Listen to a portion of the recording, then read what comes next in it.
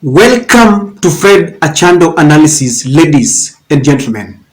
Kindly subscribe to our channel if you are watching for the first time and click the notification bell so that YouTube will recommend our new videos for you. Kindly give our videos many likes. The 47 county governors have ganged up against President William Samoei Ruto. Led by their Council of Governor Chair, Madam Waiguru, they have condemned Ruto's decision to reduce the county revenue allocation from the national government.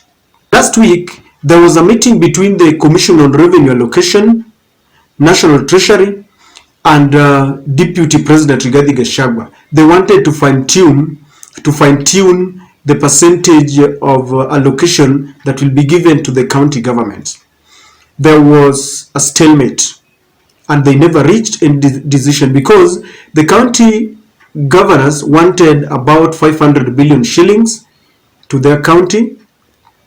The National on Revenue Allocation had proposed 425 billion shillings, while the National Treasury wanted an addition of only 10 billion because it was apparently it was 370, so they had capped their proposal to 380 billion Kenya shillings allocation. So when they could not agree, the Deputy President Fredrick Otieno scheduled for another meeting between the two parties and the president, because he told them that mahali walikuwa wamefika, it was only the president who could now give a way forward. The president was outside the country, and so when he jetted back, they arranged for a meeting. So in that meeting, the law demands that in the event that all the parties cannot agree, they will go by the proposal from the Commission on Revenue Allocation, because it is this institution that it is mandated to look into the economic and development projects that in every county, so that they propose what amount goes to the county government.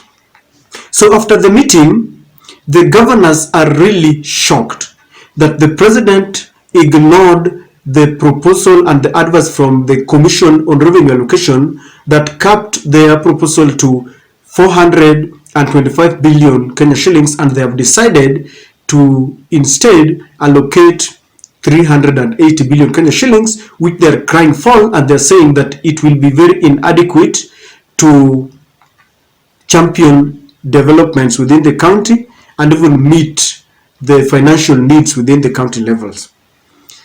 You know, I was just wondering how soon, because the same President William Ruto promised during his campaigns that when he ascends to power, he will increase the county revenue allocation. And he repeated this in their UDA parliamentary group meeting in his current house. And this happened on 24th of January. You can go and check for the records. And while in that meeting, he reiterated his promise again, and he said that he was going to increase the allocation from the mandatory statutory allocation that is within the constitution, that is capped at 15%, because that is what the constitution says. Currently, the allocation is 15% of the total national budget. And William Ruto said that he will increase it to 35%. He was pegging this increment to his bottom-up economic model. And this is what he said. He said that this increment will increase resources to the finance service delivery at the real bottom of the socio-economic pyramid.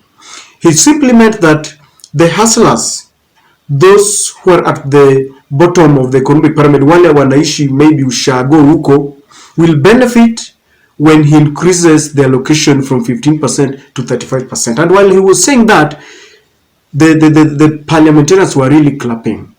Now, between January up to date, that's less than a month, he has changed tune, and the governors are crying foul.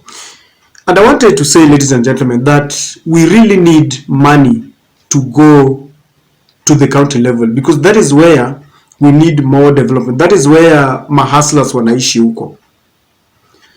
But it goes without saying that everything that our president said during the campaign, I have repeated, was a mere campaign gimmick to hoodwink gullible Kenyans to vote for President William Ruto. I'm speaking because records can indicate everything that Mr. Ruto said have now been negated. Amewageuka. Even the governors who supported William Ruto, people like Waiguru, I find it laughable and very ridiculous that they can now turn and blame William Ruto. We had been warned.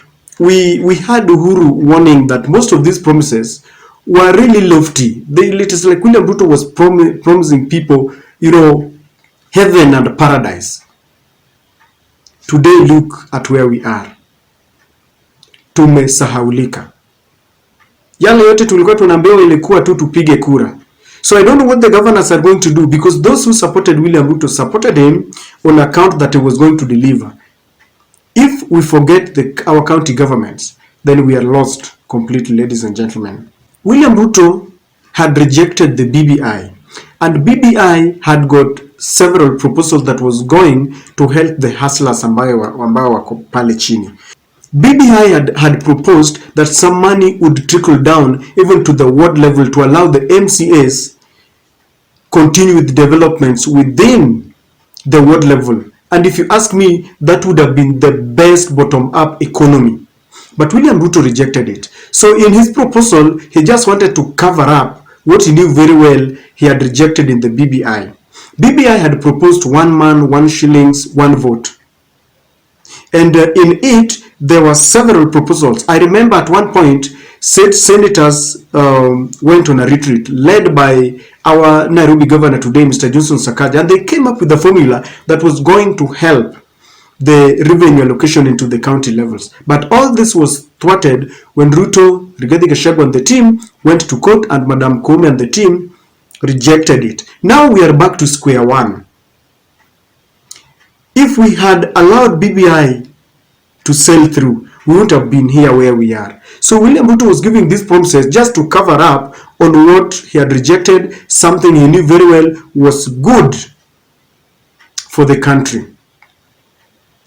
I dare say that choices have got consequences, and the governors who supported William Ruto do not have any right at all to complain, because this is the result of their own choices. And it also corroborates what we have said from time immemorial, that William Samoei Ruto never supported devolution, because devolution came with the new constitution, the 2010 constitution. The drafters of the constitution knew very well that the wananchi at the bottom of the pyramid that is talking about, wale ambao wako ushago na wako wapi, were really struggling because all the resources were accumulated at the national level. So they had proposed that we trickle down resources so that it helps from the bottom. There is no way William Ruto was elected to come and defend the devolution, because he does not believe in it. From the body language and the actions, you can see he does not believe in the devolution, and therefore he cannot defend it. Ladies and gentlemen, it is very difficult to defend something that you don't believe in. For those who do marketing, the first thing when you are given a product to go and sell, even if you have not used it, you will tell your customer that I believe in it, I have used it, and you speak as if you have used it. William Ruto does not believe in devolution. The champion of devolution was Raila Odinga. And I'm telling you, if he had been elected, devolution was at the center of his agenda. There is an element of rejecting independent institutions, because Commission on Revenue Allocation is a very independent body, and its recommendations should be taken seriously. William Ruto had sworn an oath and promised to protect our constitution and protect independent bodies. Now he's going against the proposals of the Commission on Revenue Allocation, a body that has been mandated, because this body, there are people who work there who are given salary, who are paid by taxpayers' money, and so their role must be taken seriously. If they had proposed that there must be 425, if they had proposed that there should be a 425 billion allocation to the county level, William Ruto has got no authority to reject them. He has to obey. And this is why I'm saying that he does not respect independent bodies. He wants to untwist them. The governors are saying that even after rejecting and giving them a lower figure of 380 that was proposed by the National Treasury, there is no explanation. And so, ladies and gentlemen, this is where we are. We voted for the government and Asante Apunda and Mateke. That is how people are being treated. But for the governors who are now crying, if you voted for William Ruto, there is no need crying, because you are warned a long time ago. Devolution will not thrive under William Samoei Ruto. That is the fact. So, tell me what you think. I don't know, but that is where we are now.